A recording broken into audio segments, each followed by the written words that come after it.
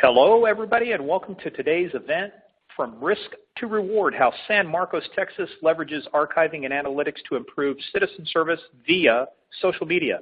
This is Morgan Wright. I'm a senior fellow for government technology and a recovering cop. I'm excited to serve as the moderator for today's event. I just want to say thank you for joining us. I know we're in for an informative session. Trust me, guys, over the next 60 minutes, I've seen the prep for this. This is going to be fun. Now, before we begin, a couple of brief housekeeping notes. A recording of this presentation will be emailed to everybody within 48 hours. Now, you can use this recording for your reference, or feel free to pass it along to your colleagues. The best thing to do is the folks who can't attend, make sure you share it with them. This webcast is designed to be interactive, and you can participate in the Q&A. We encourage that. Every time you see Q&A or you have a question, put it into that Q&A box in the bottom left-hand corner of the presentation panel. Please send us in your questions. I will help manage those, and we'll tee those up for our Q&A at the end of the session. Now, if you'd also like to download a PDF of our slides today, you can do so by clicking on Webinar Resources widget at the bottom of the console. Now, also during today's webinar, you can connect with everybody on your friends on LinkedIn, Twitter, Facebook. Just make sure you use hashtag GTLive when you do that connecting. Now, at the close of the webinar, we would encourage you to complete a brief survey about the presentation. We'd like to hear what you think. And if you can't stay with us for the entire webinar, don't do that. Stay with us. But if you can't and like to complete the survey as much, please click the red survey widget at the bottom of the screen to launch the survey. Otherwise, it'll pop up once the webinar concludes. So at this time, disable your pop-up blockers, buckle up because you're going to have some fun. If you experience any media player issues, Brian from On24, our crack technical support, will be there to help you, and also visit our webcast help guide. So now, let's get into the fun part. Joining me today to discuss this great topic is Christy Wyatt. She's the Director of Communications and Intergovernmental Relations for the city of San Marcos, Texas, and Anil Chawla, founder and CEO officer for Archive Social. Now, before we get started, we're going to cover some things. Let me tell you the quick agenda. I'm going to set the stage. I'm going to tell you a couple of stories. Then we're going to go over to Christy. She's going to tell you about the things that they did during the San Marcos flood. And then Neil's going to come on and talk about some things, real-world examples and solutions. So before we get started today, this is me. My name is Morgan Wright. And in case you can't read that, this is what it's all about today, folks. It all boils down to ones and zeros. That's my name, Morgan Wright. So where are we at today, folks? We are in the great city of San Marcos, Texas. Now, what is San Marcos known for? It's known for royalty. I'm a huge fan of this man. He is the only king born and raised in Texas, folks. Yes, we're talking about George Strait. Yeah, there's a king I heard somewhere up in Tennessee somewhere, but we're talking about the real king, George Strait. So while San Marcos is known for that, they're known for a lot of other things Christy is going to tell you about. So everybody, welcome today. So what I want to do is cover just three quick things, kind of set the stage, and then get out of the way and let the real experts talk. So we want to do a quick social media recon. What's happening out there? What do we see? Bits, bytes, and barristers. I mean, there are some legal issues involved with this. We want you to be very well aware of those. And the question is, can you tame the beast? And then kind of a quick special feature about the impact of social media. So let's go to the first one, where we talk about the social media recon. What's going on out there right now? Well, folks, I'm telling you right now, this is like, it feels sometimes right like you're herding cats, and when you're out there, you're trying to deal with all these different channels and different sources. It's going to feel like Mission Impossible. And why does it feel like Mission Impossible? Because you got these darn companies out there like Apple and Google and all these, and Samsung making these phones. I mean, for example, this was just recently, a couple quarters ago, but their quarterly profits for Apple, 38%. They sold 70 million phones. By the year, I think it's 2030, we're going to have 50 billion devices on this planet. This is generating demand for government services. How you guys are going to respond in terms of social media is one of the things we're going to talk about. Now, bits, bytes, and barristers. So what happens? What happens is somebody will go out and make a post. And so you get, on the one hand, you get, even if it enrages your boss, your social net speech is protected. Unless you're a reporter for the Arizona Daily Star who said, what, no overnight homicides? You're slacking, Tucson. They said, hey, that crossed the line. You don't get to stay on here. Now, here's what happened. Then we start getting into kind of the comical, but this has some very serious implications. A man with a fake mayor Twitter account sues the Peoria, Illinois mayor over a real police raid. They raided his house because he had a fake Twitter account. Now, so you may want to rethink that one a little bit. And then here's a post a lawyer wrote. This is the way this works. A lawyer comes out and says, look, if you delete a Facebook post, this could violate free speech and lead to a lawsuit. That was in August of 2012. Guess what happened in November? Sheriff removes a Facebook page, and he gets a lawsuit over deleted comments. So we see the stage being set up. You got to be careful about what you do. You got to have good policies, and these are some of the things we're going to talk about today. Now, the question is, Can you tame the beast? Is it possible? Well, some people say yes. Grumpy Cat, we have to throw in an internet meme here every now and then, says no. But I want to give you one quick perspective before Christy comes in, because we're going to talk about the impact of social media, how important it is at the local level versus the national level. And I've had a little bit of experience in this. Christy and I were talking about her days back in the newsroom. So I've had the opportunity to do a lot of analysis around technology issues with some of the national media. So I've talked about cybercrime, cyber terrorism. I've been actually live in the studios. And while these things are they're nice to hear, there was one that really kind of hit home. But it's back, if you guys heard what happened in Virginia, a reporter and her cameraman were shot and killed by a former news station employee. He was on the air. He got fired. And so while we're talking about it at a national level, it draws a lot of the attention. How do you manage that? But the real issue is, how do you get the information to the people locally who need it? So when things are going on, they arrested the guy not too far from my house. We were wondering, are they coming up towards our area? I wanted more local information, even though we were talking about it on a national level. So there is a danger about too much national media. So how does social media help you bridge that gap between what you had before and what you need for your folks who really need the information on the ground when you have a flood or a fire? They really want to know about that. They're not too concerned about what the national news thinks. They're more concerned about is, where's my help? Where's the government? So let's do this real quick. So what we're going to do here is get into our show. I want to introduce the stars of our show today. And so let me introduce first Christy Wyatt. Now, Christy is the Director of Communications and Intergovernmental Relations for the city of San Marcos, Texas, home of George Strait.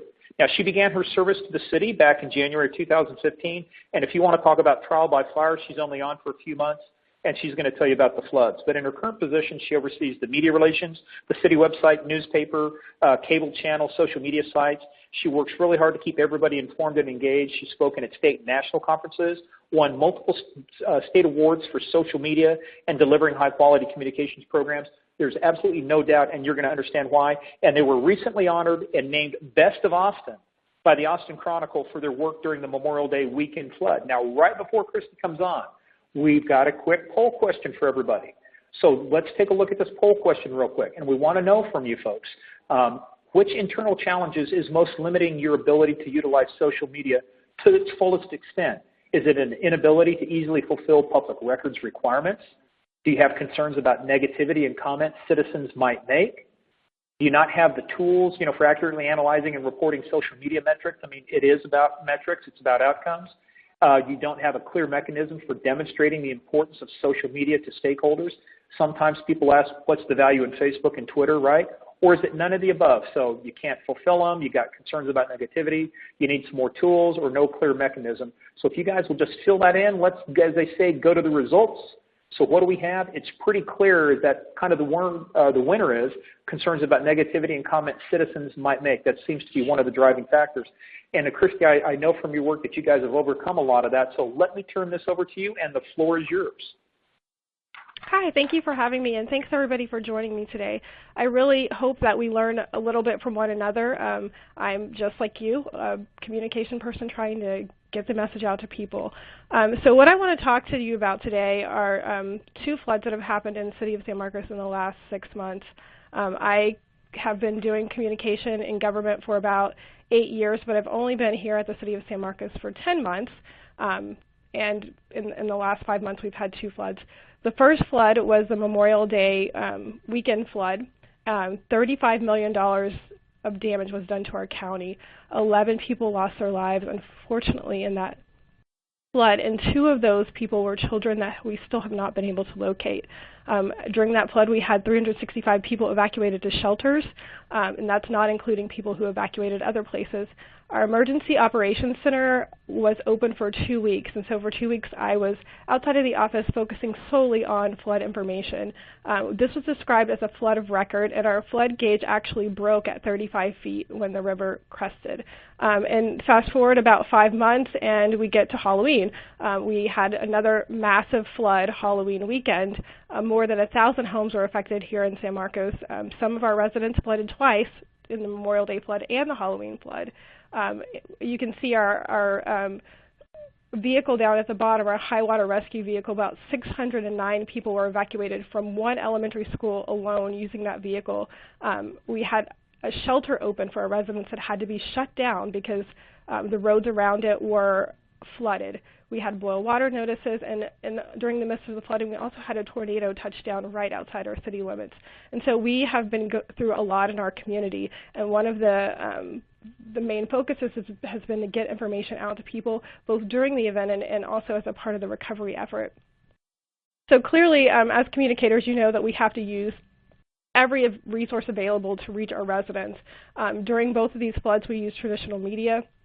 We made special pages on our website. We used our call system, our mass notification system. We printed flyers and had volunteers walking through the neighborhoods with flyers. We set up neighborhood kiosks you can see on your screen below. We just kind of borrowed some real estate flyer boxes, and we updated those daily with information on floods.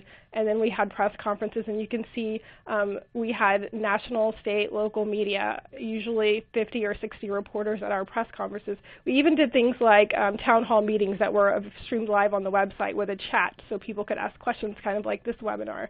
But I think the main way that we communicated was through social media. One of the reasons is what we just discussed about the national media. Yes, we had everybody from NBC Nightly News and Anderson Cooper's staff to our local reporters there, but unfortunately, we weren't able to control their messaging. And with social media, we could control the message to an extent.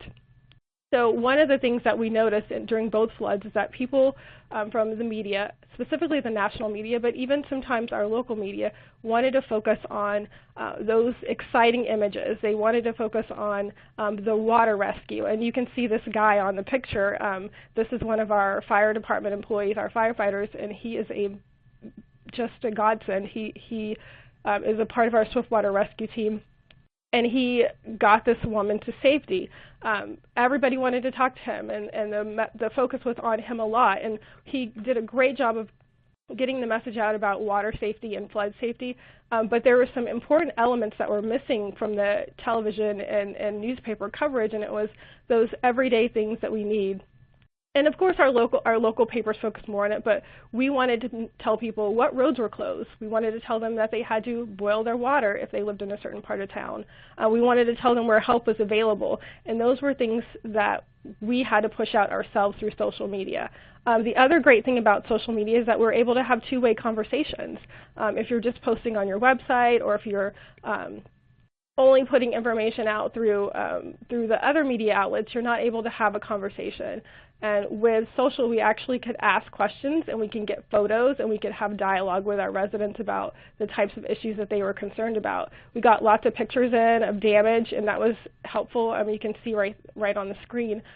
We were able to ask people to report damage, and so we could go and close off roads that were no longer useful to drive on or that were dangerous. And we could even help people. If you take a look at the top of the screen, you can see that we even had people who were saying, hey, here's a picture of me, I'm on a roof and I need rescued. And of course, the best way to do is get assistance is to call 911, but we're able to check on that person and make sure that a rescuer got to them. And so social media was very valuable. Another thing that we were able to do is to find and debunk rumors. Whenever there's a disaster, rumors run rampant, and people have all kinds of opinions about what's happening that aren't necessarily fact. And so we actually created a rumor page on our website, and we used it to dispel rumors. And during this last flood during Halloween, there was a rumor that the high school was hit by a tornado, and all of the kids inside were trying to find a safe place to hide. That wasn't true. So we were able to put it on our website and push that out through social media to make sure that our parents knew that their kids were safe and that the high school wasn't damaged.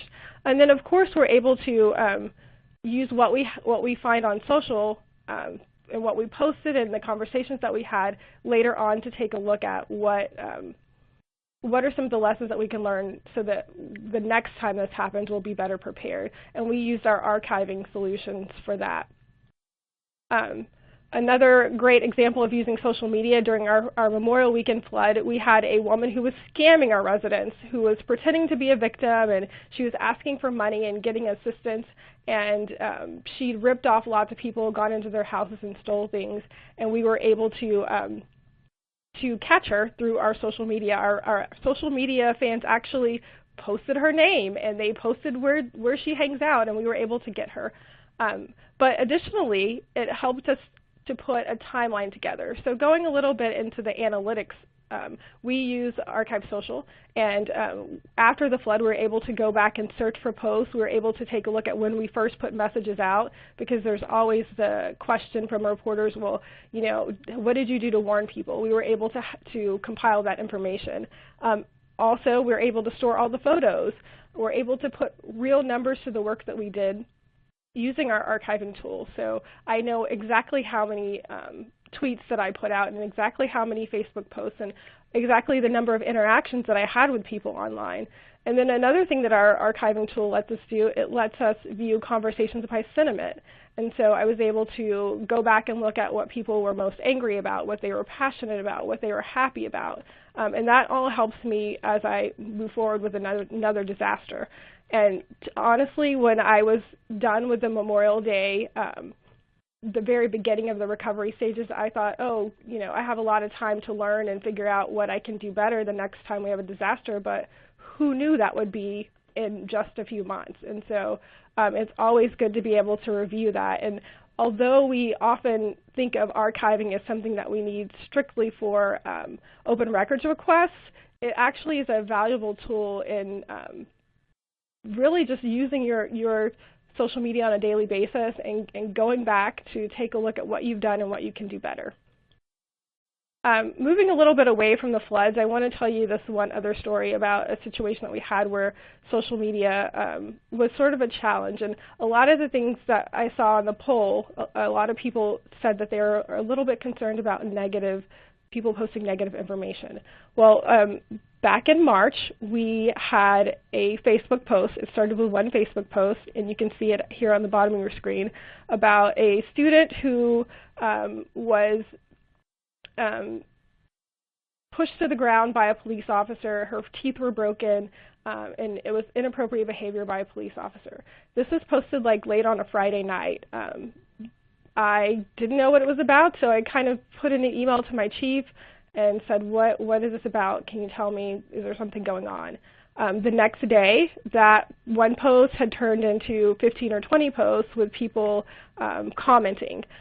By Monday morning, it was uncontrollable on our police department Facebook page. Everybody talking about this.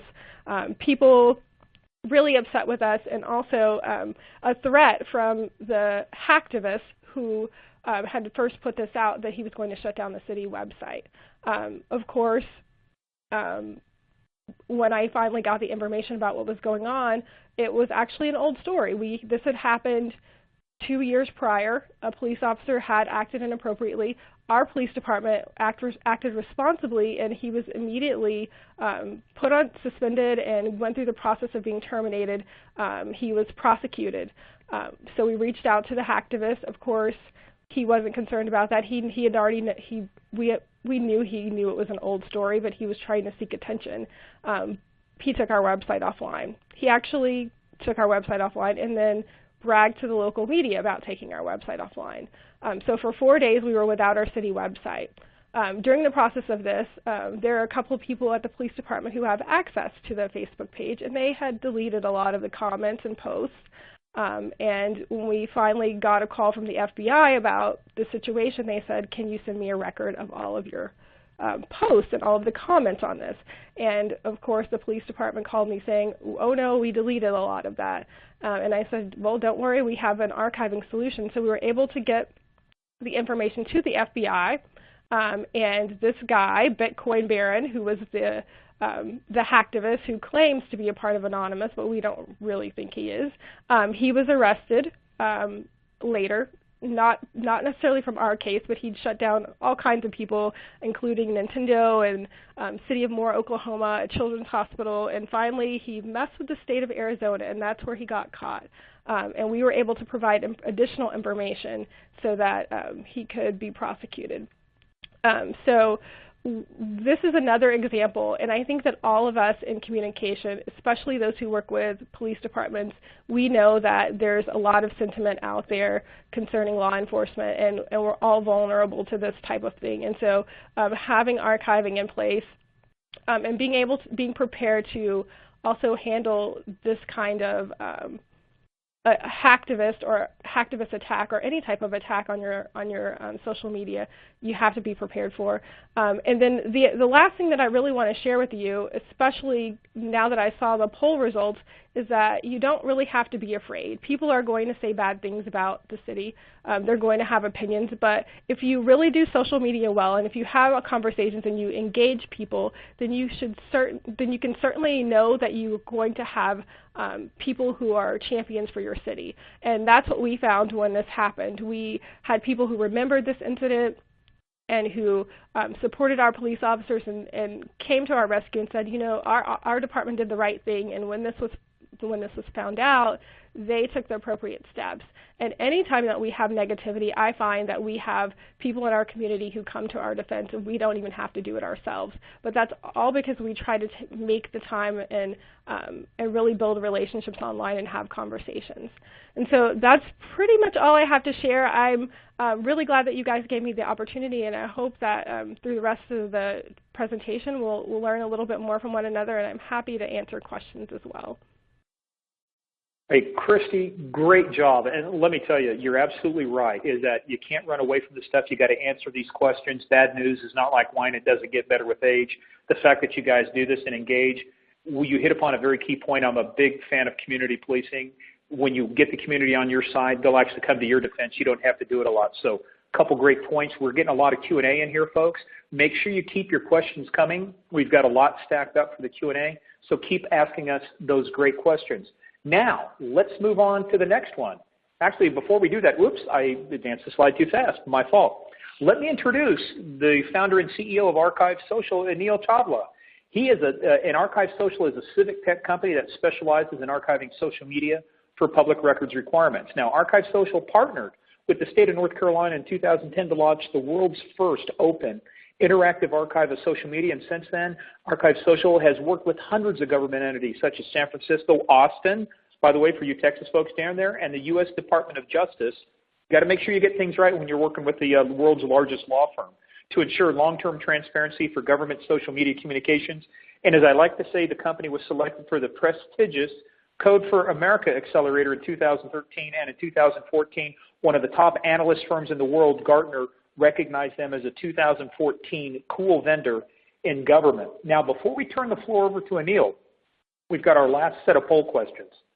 So what capabilities might help you improve your agency's approach to social media? And this is one, select all that apply. This is not just one answer. Select all of them that apply. That do you need better reporting of social media usage and activity across your departments? How about a comprehensive social media policy and tools for enforcing it? The ability to more efficiently respond to citizen questions and issues, or a clear, measurable score indicating how citizens are reacting to your content. So better reporting, a comprehensive policy, ability to be more efficiently respond, or clear and measurable scoring. So let's see what it came in at, Anil. Well, it looks like the two ones in the lead are a more comprehensive tool and a clear measurable score, but followed quite surprisingly very closely by the ability to respond more efficiently and better reporting of social media. Boy, that sounds like a great intro for your portion of the presentation, Anil. The floor is yours. I'd agree. This is fantastic feedback. Thank you so much, Morgan, for the introduction. Thank you to all of you who've taken time out of your afternoon to attend. We have an impressive audience here that's tuned in. And most impressively, Christy, your presentation I thought was really direct and touching to what people are facing day to day. It's really nice to hear those real life stories, understand what's happening on the ground. And while they're challenging situations, having that silver lining of social media to inform the public and protect them. So very, very compelling, and I'm glad that we had the opportunity to hear the story from Christy and how San Marcos has approached this today. Now, we've been asking you these polls throughout, at least twice throughout this webinar today. The first poll called out the fact that people are concerned about negativity and risk. And then it also called out the fact that there is no clear way to demonstrate the importance of social media. The second poll, again, showed that enforcing policy is a challenge, but also being responsive to your citizens and, again, having a way to understand the metrics of success of social media are challenges. So I'm glad to see that those questions resonated with you. I know it's a challenge, and what we're here to do today is really help you address those challenges. My presentation is all about building buy-in. When I travel around the country talking to cities, counties, and other agencies, There are really amazing things that people are doing on social media, but a common challenge is that not every stakeholder in your department or your agency truly understands the impact of social media. And because of that, you're not always getting the kind of support and investment in social media that you might need to ultimately be able to provide the kind of emergency response that San Marcos was able to provide. So I want to help clear those roadblocks. Those roadblocks, again, broken down for this presentation today, are focused around that legal risk. They're focused around being responsive to your citizens and keeping up with what's happening, and then ultimately being able to determine how social media is successful for you, measuring that and being able to report that. And my claim to you is that if we can get these roadblocks cleared and we can attack these three areas, that the stakeholders within your organization will better understand social media and give you more support. Now, dialing into the number one topic that's come out in both polls is really approaching risk and being able to minimize it in a way that's effective. We talked a lot about archiving. That's something that we spend a lot of time talking about as an archiving company for government. But I'm going to spend just a moment on this and spend most of my time on enforcing policy. Just to reiterate, social media is a public record. It's something that states across the country have come around to. The laws really haven't had to change for that because for the same reasons that an email is a record, it's the content, social media can be a record. Again, if you're getting a crime tip, it doesn't matter if that's in an email, on a piece of paper, or in a Twitter direct message. A crime tip is a crime tip. A citizen complaint is a citizen complaint. Texas is actually has been pretty proactive in this regards, being one of the states to come around and enhance the Public Records Law, the Public Information Act that you have, to call out internet posting as an example of a public record. And there are a number of agencies like Dallas and Austin and others, Travis County, who have recognized this need and put an archiving system in place to address it. So I highly encourage you to start by archiving. And as you heard from Christy, it's not just about public records. There are a lot of benefits to having an archive in place. For the purpose of this presentation, now, I want to focus more on policy. It's really important to have a policy.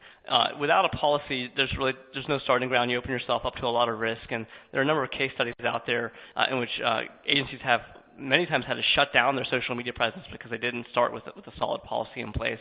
One of the key components of that policy is dealing with that negative commentary that many of you are concerned about. And here's just some example language. The kinds of things that you might have in this policy pertain to obscenity, personally identifying information in case a citizen were to accidentally reveal that. You want to make sure that you don't somehow become liable for allowing that to stay up. And then just offensive content in general.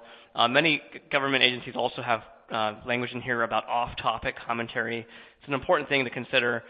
We do provide a free social media policy template, so you'll have my contact info at the end of this, and you're welcome to reach out to me, and I'll send that to you. But policy, establishing it is just the first step. The big question is, how do you enforce it? How do you really show that you're able to fulfill this policy? And again, my belief is that, and what we've seen is that if you can then enforce it, you can win over some of those folks in your organization that are hesitant about social media, that are extremely risk averse and concerned about social media being a floodgate for negativity and problems. So how do you enforce it? So one way to do that, honestly, and I'm going to try to give you as many tips as I can here today, is to start with the built-in features in the social network. Sites like Facebook have some filters that are built in. You can go on Facebook into your page settings, and there's a setting for a profanity filter. Now, Facebook gives you two options, medium and strong. But right out the gate, you can set one of those options. And what Facebook will do is they'll intercept commentary that's coming in, and it'll let you moderate it or approve it. And if you choose to let it go on the site, it'll show up as a normal comment. If you don't, it'll stay hidden. And so you're able to put somewhat of a gate in front of that commentary coming on to Facebook. I think this is useful for something like profanity. In general, you want social media to be an open conversation, but certainly profanity is against your policy. This is a great tool. Facebook also gives you a field for just putting in your own keywords so that you can, it'll flag anything that matches those keywords so that you have a chance to moderate it and decide whether it shows up on the page. So really, really great thing to take advantage of if you are concerned about negativity. You can go to one of your stakeholders who's resisting on social media and say, look, we're going to use Facebook's feature here to give us an opportunity to intercept this. Of course, you need to be archiving it, especially if you're going to hide it. We have a lot of situations that we've encountered where governments have hidden content and then they've received public information requests because citizens are wondering why their content never got on the site. So you want to do that. The thing to know about this, though, this is not common across all social networks. So Twitter doesn't necessarily have something like this in terms of, when someone mentions you, there's no really way to filter that. But also on sites like Instagram and Pinterest and other sites where there are comment threads, there's no real way to intercept that. So it's a good way to start. Something that I would encourage you to look into is technology that can better monitor your site and alert you when there is content you're concerned about. Some technology that we have in place with San Marcos provides a built-in dictionary for profane, offensive, inappropriate content. Unlike Facebook, you have transparency into what those words are. Facebook just says medium or strong. Some tools can give you the ability to really decide what you think is problematic, and then get email alerts for when that shows up so that you can immediately deal with it and react to it very quickly. You can also get alerts for things like personally identifiable information. So going beyond what Facebook provides, there are other parts of your policy that call out things like PII. Alerting technology can help you know if someone accidentally reveals their driver's license on the Facebook page, or a more sensitive ID that's used for one of the government services. You can know about that, moderate it, and then show your stakeholders that you are actively enforcing that policy and minimizing risk. Now, we also talk about, in terms of negativity and positivity, Christy was spot on. Time and time again, we've seen when governments are concerned about negativity. The reality is the more that you engage with social media and the more that you're active and you're showing the citizens that you're there to be helpful to them and serve them, the conversation does steer in a highly positive direction. Now, in order to do that, you need to be responsive. A lot of folks have set up tools to listen in on social media, like the Hootsuite, like Sprout Social, to pay attention to what's happening. But there are ways that you can actually get even better at responding than just staring at your screen watching the stream come in. I want to talk about that briefly. And again, responsiveness is something that we should really think about in government as a key metric. We called it out in that poll of what is a success indicator. All of you mentioned that that's a challenge. Well, one success indicator that I'd like to propose is responsiveness. In fact, Facebook itself came out with some capabilities recently where they, not only for government, for all Facebook pages, they monitor to see how responsive you are to private messaging. And if you are very responsive, they then put a label on your page that says very responsive, and it shows that to your audience. And so it encourages your audience to private message you more when they have individual concerns. And then they give you, the page owner, some metrics. They tell you what your response rate is and what your average response time is. So Facebook's actually supporting this KPI, and I think it's a really powerful KPI for government. Perhaps more so than for other industries, just given that government's not there to try to make money off of people. It's there to serve them and be responsive to them. Now, on that note, one way to improve responsiveness and show citizens you really care is to really focus on private messaging, because that's where you can address individual concerns one-on-one. And one thing that people don't know is not only on Facebook can you do private messaging, obviously on Twitter you can too, but Twitter makes it by default a bit harder to private message someone. In order for me to private message the city of San Marcos traditionally would have to follow me first. And that's the only way I could then message the city.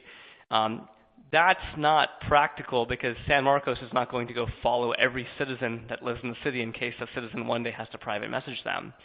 So Twitter does have a setting, though, to fix this that came out a while ago, but a lot of people really don't know about it. And it's the ability to go in and say, actually let anybody private message me. Now, you might say, well, that's a little scary. If I let people private message me, I'm just going to get hammered. Well, think about why you're on social media in the first place. You're on Facebook, you're on Twitter, you want people to reach you, you want to have that two-way conversation and serve them. And if that's what you believe, then I would encourage you to turn this setting on and then make people aware of it. Say, if you've got an issue, feel free to private message us. And that'll allow you to address, again, individual concerns one-on-one and hopefully encourage more citizen engagement and then, of course, turn that conversation more positive. This is a great thing you can do on sites like Twitter. Facebook has private messaging. But of course, you've got to be able to keep up with that. Private messaging is easier because it does often come to your email inbox, but not every citizen is going to private message you. Sometimes citizens asking a question to you should be public so that other people benefit from that response. Ultimately, I would encourage you to think about how do you stay responsive to all questions, whether they're private or publicly posted on your page. And this, again, is where alerting comes into play. One thing that we work with many of our customers, like Austin and San Marcos, is having alerting available for different types of questions that are coming in and maybe to specific pages. So maybe you don't want to know this for every possible page in your city, but APD or in San Marcos PD may really want to know anytime anyone asks a question on their Facebook page, on their Twitter account, heck, on their Instagram account, on their YouTube channel, know that a question was asked, get an email for it, and be able to respond to it. And you can do all of this without having to sit there monitoring your Facebook pages and Twitter pages every hour of the day. In fact, you can get these notifications at night and be able to respond very quickly with very little effort. So this is what technology can enable, make you very responsive. You can go to your stakeholders and show how responsive you are and how, in that response, you've been able to serve citizens more effectively using social media because they're asking you important questions and you're able to answer them. And finally, again, the survey called out being able to have success criteria and share that with your stakeholders. What is success for social media? That's a really difficult question. You know, when social media first became mainstream for government and really all industries, people struggled with what success is. Now, in the private industry, a lot of folks steered it towards dollars and cents. You know, is this campaign on social media ultimately causing people to buy more shoes from us? Government doesn't work the same way. So in government, you know, like many industries, we started out by saying, oh, likes and followers. You know, I have more likes, I'm doing better. I have more followers, I'm doing better. And then at some point, we became more sophisticated and said, no, these are vanity metrics. You know, the fact that you just have a bunch of likes and followers doesn't mean anything. How are you actually reaching people? Are they on Facebook? Are we having real reach? Are people resharing? Are they viewing? Are they liking? You know, what does that engagement look like? So with Facebook, you know, that's a really interesting topic to delve in with all the metrics they provide. And so the question is, okay, that's on Facebook, but then what about on Instagram where I don't have all those tools?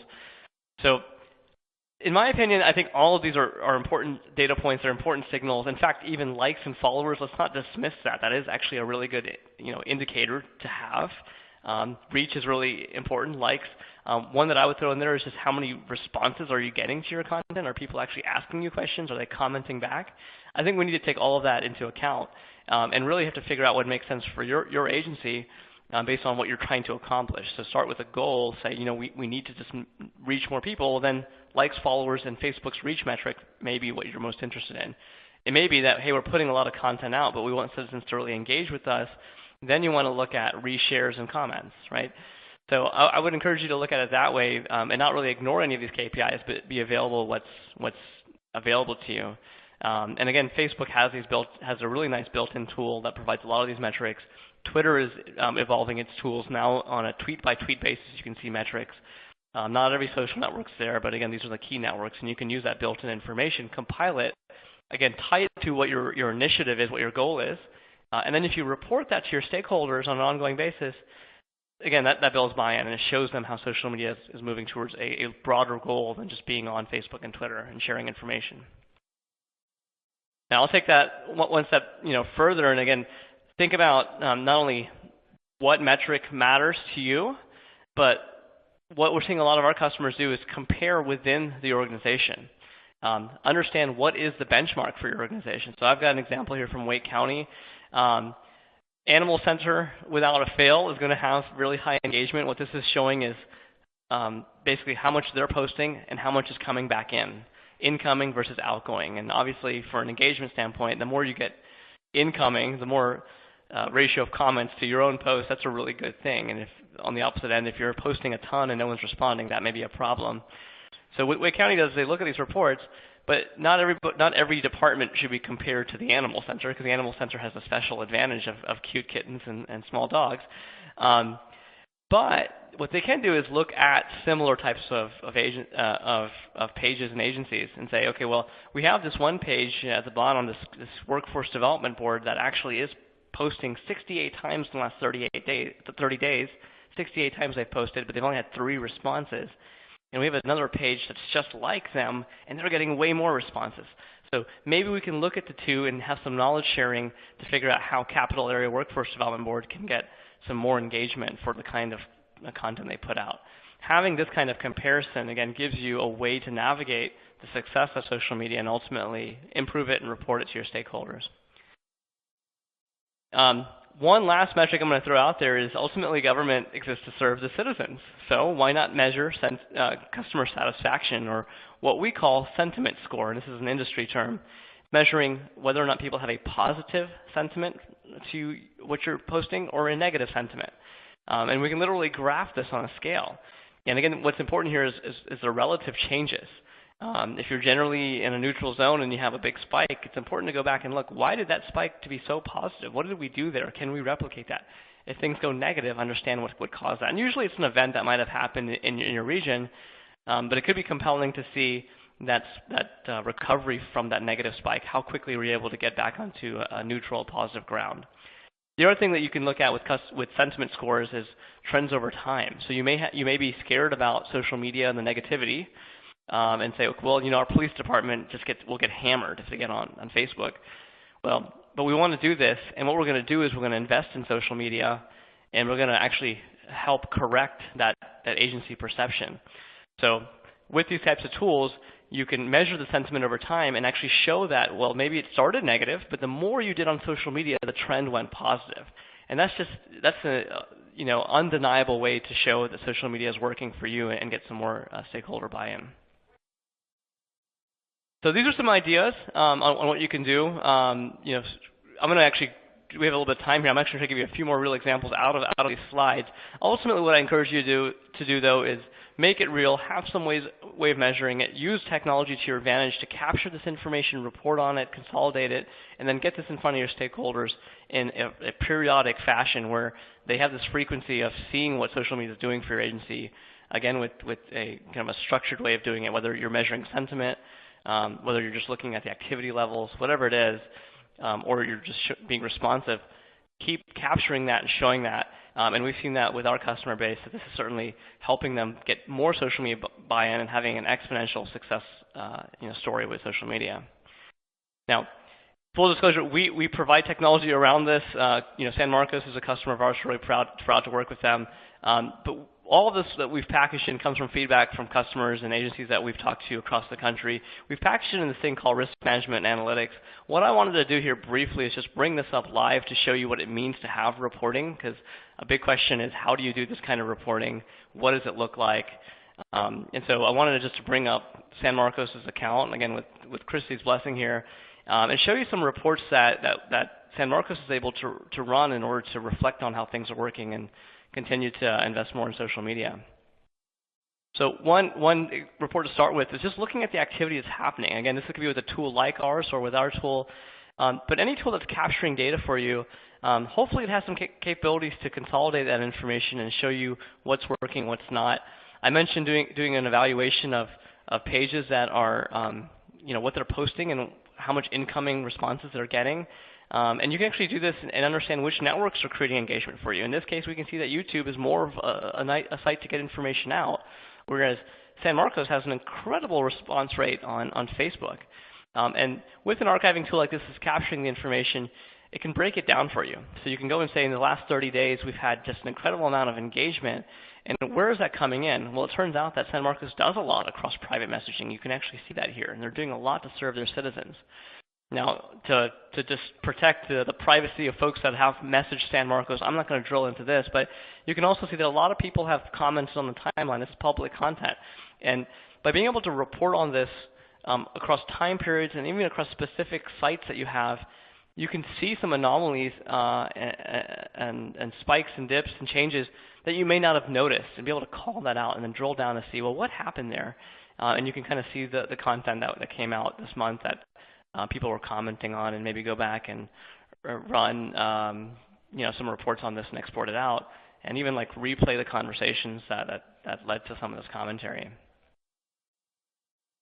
So that's one way to look at it, is just the activity levels. Again, that may be a metric success for you or not. The other thing I wanted to focus on was sentiment, just to give you a real example of what that looks like. With our reporting, you can look at the sentiment trend across all of the social media, across really any time frame. I'm going to dial this back to the last 6 months. And then what I want to do is I want to focus this on one of the specific accounts there. And we're actually going to go look at the police department for San Marcos. Now, again, with sentiment, you're looking for changes, because it's going to move up and down a little bit. But you want to look for these big spikes and dips or general changes in trend. And there's a notable spike here on October 7th where it became a little bit more positive. And in terms of improving your social media strategy and having a way to highlight specific examples to your stakeholders, this is really powerful. So you can actually drill down on October 7th and say, well, what happened that day? and bring this up in the archived history you have. Again, this is useful for public records, but it's also useful for communications, like Christy said, and be able to pull this up and say, what happened here? And actually what happens is if you go look at these comments that came in and expand them out, you'll see that virtually all of them are about this arrest that happened where there was a suspect out, the police was looking for him, there was a drug deal, somebody died. This is not something that typically happens in San Marcos, and so it puts the community on edge, and it's really nice for all of them to know when this person's been captured, and so a big spike of positive reaction when this happened, and that's compelling that being able to communicate that out, showing your stakeholders that, look, by the police department, communicating this very clearly across social media, people are reacting very positively. This is something we need to do more of. And the last thing is, when you do have these conversations with your stakeholders and they're saying, well, what is social media doing for us? Aren't we just reposting what we have on our website and getting information out on just another channel? Is it really that game-changing? Having a way to drill down on some of those key conversations is important. So we have a report called Top Conversations by Sentiment. Again, looking at the top 10 most positive and most negative things that have happened on your social media, whether that's in the last 30 days, last 6 months, whether it's across all of your social media, it's on a specific site, you have that power. And just to give you an idea of what this looks like, it's really a top 10 list. And I'm going to scroll all the way down to the negative, so because San Marcos has a lot that's positive, so let's look at what's negative and what really bubbles to the top. And again, it's not the city's fault, right? As Christy called out, they've been dealing with these floods and these situations. So just because people are negative, it doesn't mean that they're negative about you. They may be negative about the situation that all of you are facing. In this case, the most negative post in the last 30 days was where citizens were disappointed that the public library was the only thing that was open, but many of the city offices were closed. So it's actually a good thing. People wanted to know the government was open, that they could reach people that work at the government, and they were disappointed that it was closed, and they were disappointed that this is happening because of the flooding. Similarly, they were disappointed because of trash pickup was affected by the flooding. And again, it's not your fault. This is a situation, but social media is showing that you communicating about it is really important to these people. And they're reacting to it, and you can take this to your stakeholders and say, look, when we have an emergency like this, a situation like this, social media has to be at the core of it. We have to get this information out because people really care. So this, in my view, and I think a lot of folks that we talk to, this is extraordinarily powerful, and it can really address some of those challenges that many of you called out in the polls today. With that, I think the best thing that we can do at this point is actually transition back to all of you and address your questions and see how Christy and I can be resources to you today. So thank you for your time on this. Anil, great job. And look, we've got tons of questions coming in, so I'm just going to make this very short and sweet, folks. If you want copies of today's presentation, either get the link down at the bottom or just remember within 48 hours, we're going to be providing a link for everybody. You can share it with you. You can download the presentation. Hey, but let's dive into some questions because, folks, in all the seminars we've done, this a bunch of questions, more than I think we've received in a long, long time. So let's get to them right away. So Christy, a couple questions for you real quick. We got one from Jacqueline here saying that she's a media specialist, but she finds it difficult to convey to her superiors the value of investing in social media, particularly boosting posts on Facebook, for example. And we kind of got the same question, I believe, from Mallory, talking about advice on how to increase the effectiveness. Does boosting posts work? So why don't you take that real quickly? What's the value of investing in it? How can they overcome some of the challenges or the resistance against that?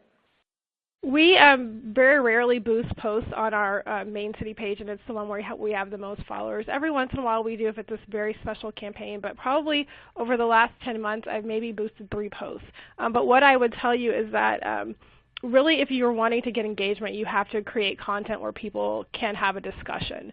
And why should you be on social? Why should your city manager allow you to be? Well, because conversations are happening whether we're in them or not, and we want to be in them.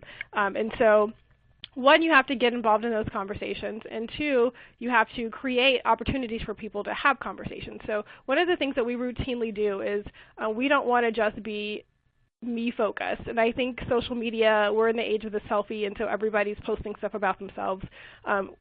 Yes, we're City of San Marcos and we're the government. We're going to tell you about your trash day and the roads that are closed, but we also sometimes bring in other topics, and we talk about some of the things that are going on. So, a new business is coming into town and we haven't ever had it before. So we ask people like, hey, this new sub shop's coming in. What's your favorite sub shop in the city? And we have that conversation and our numbers go way up because people want to talk about this. And so then when we do post something that's maybe less compelling, we still have that audience. The other thing that I would suggest is tagging other agencies and other people that you're associated with will get you a lot more shares, and it'll also get you a lot more people involved in your conversation. A lot of times I'll tag Texas State, which is our university here. We have 40,000 students going to school there. And so whenever I include them as a tag, I get a lot more engagement. More people start talking about it. So I think it's really just creating the opportunity for discussion instead of just putting out information. Great question. Hey, Anil, we got a couple here for you that are going to be right up your alley. So we've had a couple folks asking about, obviously, Archive Social, your services, but there's questions about retention. How have you approached that, and why not, what are the challenges with things like copying and pasting, similar to retention? So why don't you talk about retention, and then tell us about Archive Social real quick, how much it costs, are there free trials, how can people get started? Sure thing. I'd be happy to. So copying and pasting is a technique that agencies have used. We have many, many agencies that we work with now that started that way because records retention is so critical, especially if you're going to moderate or remove content. Some record is better than no record. The thing that's challenging about that is that you're doing this for a legal reason, whether that's for public records or because ultimately there's some situation in your city that social media touches, because social media touches everything now. That requires you to go to court and produce that information, and how justifiable is a copy and paste, right? Can you really prove the authenticity of it? If you had a screenshot, anybody can Photoshop anything, and so that's a significant concern where someone can dispute that record and then it's not useful for you. There's also challenges around copying and pasting doesn't get the full electronic record. There's case law around things like metadata, and I could go into that in a lot more detail probably offline. But ultimately, you need to have record keeping. Copying and pasting is a stopgap, and it's not scalable.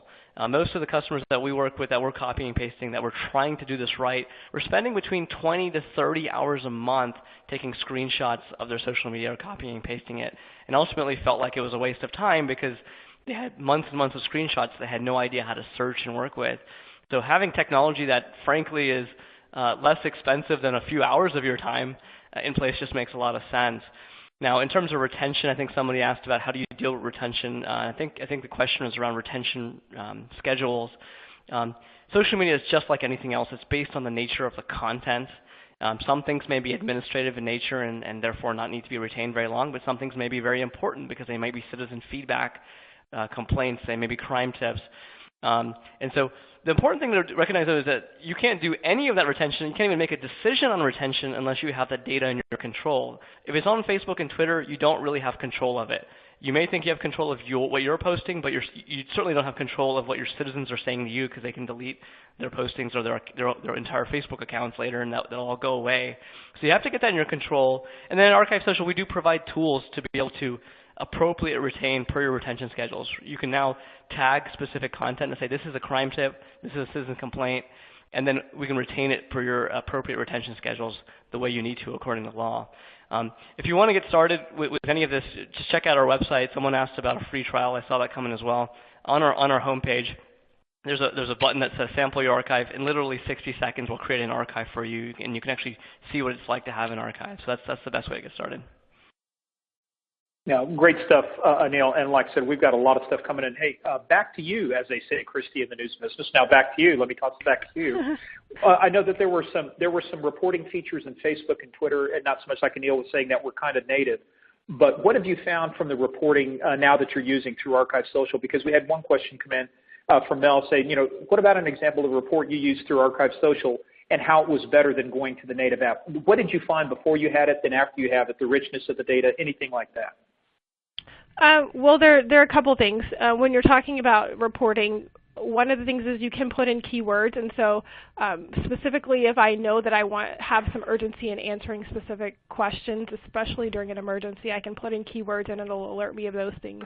It'll also alert me, keywords that I can put in are my city manager's name, my mayor's name, and I'm able to get notices that information is coming in because we have so many followers and so many comments that I couldn't keep up if I was relying solely on the native apps system.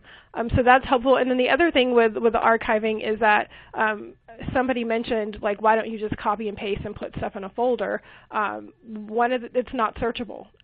So when I was putting together this presentation, Anil and I were talking about the flood, and so I went and typed in flooding, or I was looking for the video of the high water rescue, and I put in water rescue, and then immediately all of those posts from all of our social platforms pop up for me, and I'm able to see the content. And once you get so much content on your pages, especially Facebook, it's hard to scroll back through and try to find it. So that's helpful in that way, whereas if you were just copying and pasting and putting in a folder, it wouldn't be searchable.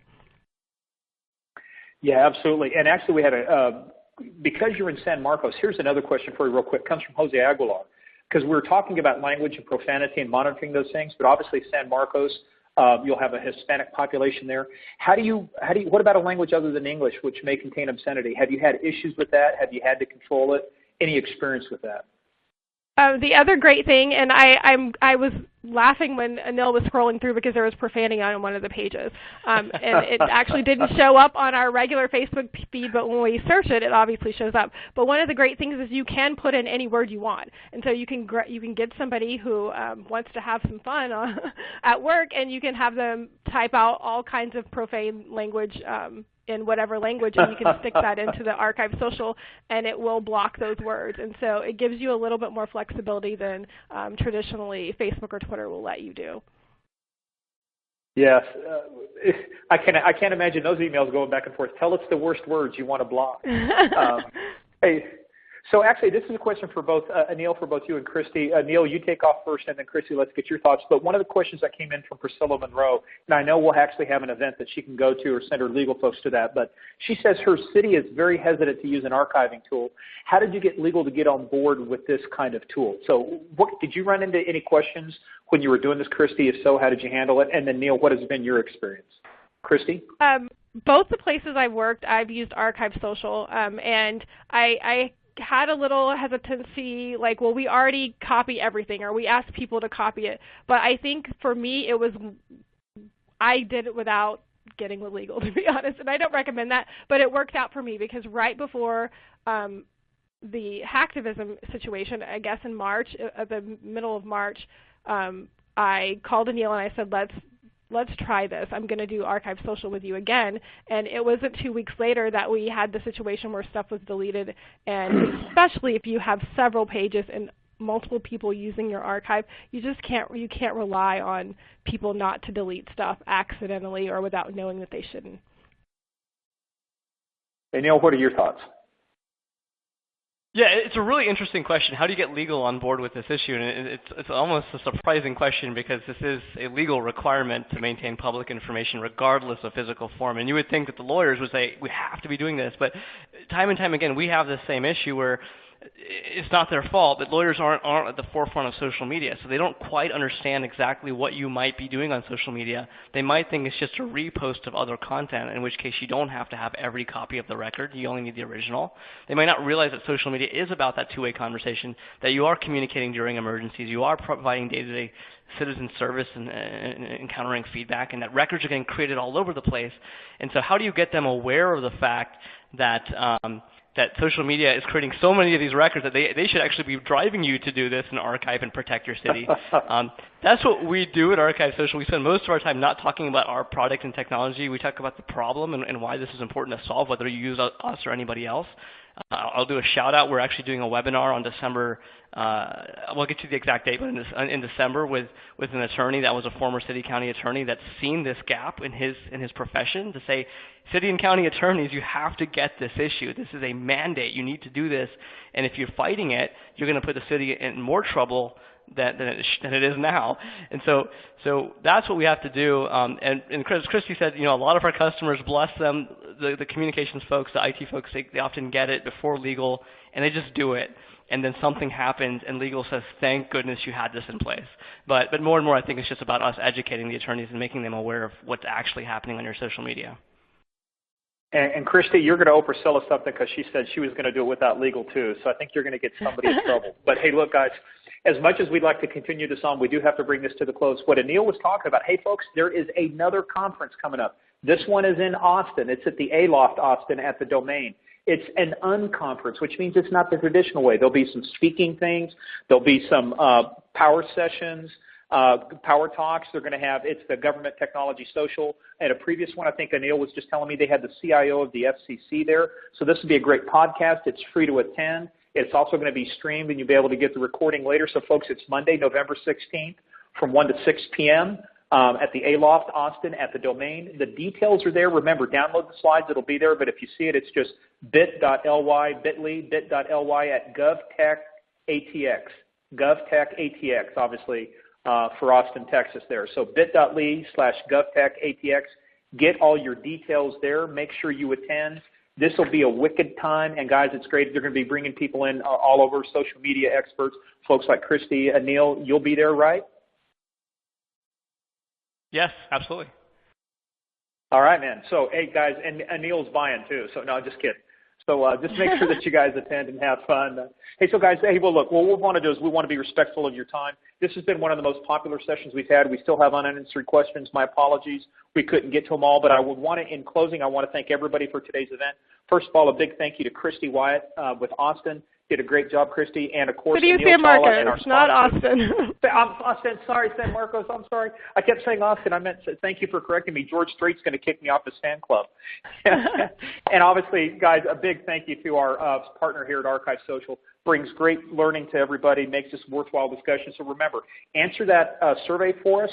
And again, we thank you for being here, and we hope to see you on another government technology event soon. Everybody have a great afternoon.